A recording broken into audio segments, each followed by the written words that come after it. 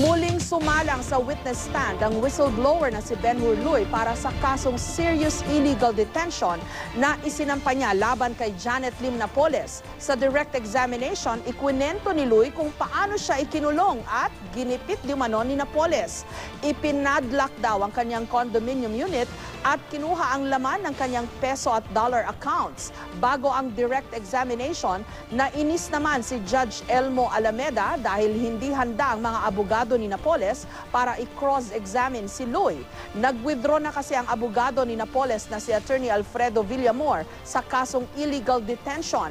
At kanina lang pumalit si Attorney Bruce Rivera. Kaya sa July 1 na itutuloy ang cross-examination kay Luy para bigyan si Rivera ng mas mahabang oras para makapaghanda.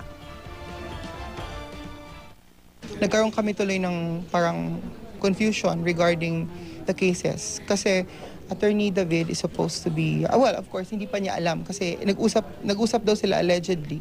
Nag-usap sila and then nag-usap din kami. But the problem is I have to clarify first with Mrs. Napoles because I only talk to the family. So I was asked that I'll be lead counsel.